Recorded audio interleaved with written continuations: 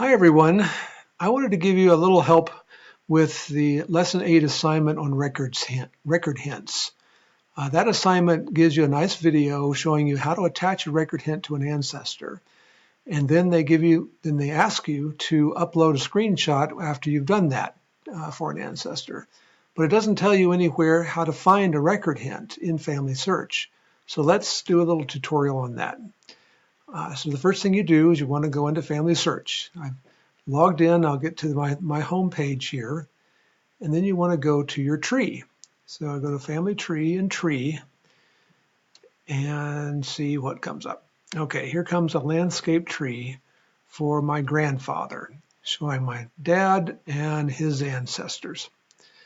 The record hints show up by an icon on the screen. If you're familiar with doing temple work, or the icons used for temple work, you always are looking for green temple icons. So this is the same sort of thing, but instead of a temple icon, you're looking for a little blue icon.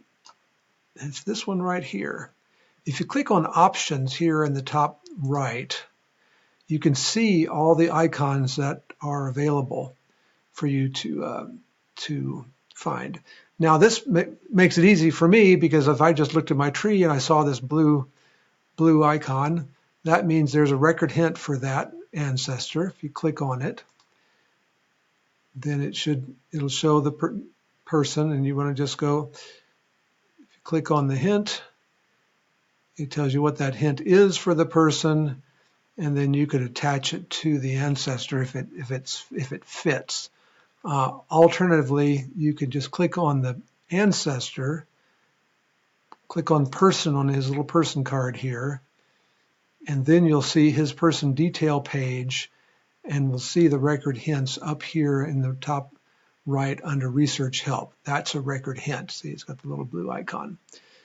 But what happens if your ancestry isn't quite so accommodating on giving you little icons?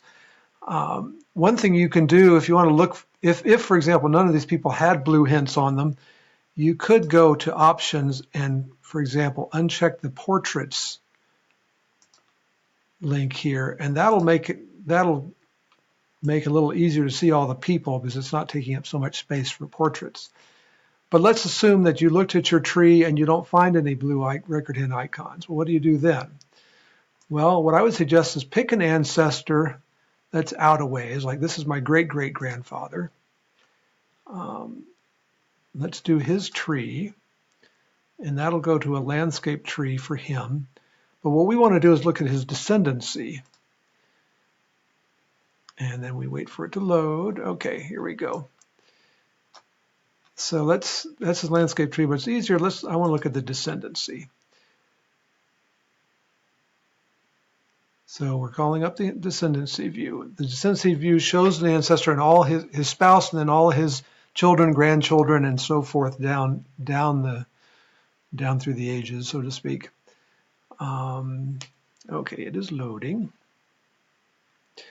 Once again, on this one, if you haven't turned off portraits, even if there aren't any portraits, it'll look like this, where you've got lots of space taken up because they want to show either the pictures or a little doodad here. It looks like a portrait. So if you turn off portraits under options, that will let you see more information on one screen. So now what you do is you look through over here on the right, you can look and see what icons there are. Now here again, I've got somebody, I'm lucky, I've got a blue icon. So right here on his children, one of his sons has a record hint. So that makes it easy. Let's assume you don't have one of those. What do you do then? Well, what you can do is keep on drilling down on the descendants. So we look at, for example, his oldest daughter. You click on the little arrow, and then it brings up all the kids, so his grandchildren. And so you look and see, well, there's nobody under the grandchildren. Well, let's try great-grandchildren. And you go down and ta-da, there's one on my list, at least a record hint. But if you're not seeing one, you just keep on looking to see if you can find a record hint. And so that hopefully will help you when you're looking through your ancestry. If you don't find one, just keep looking around. It's amazing how much the church has done for connecting these record hints to records. Where the record hints come from is the indexing work that we've been doing.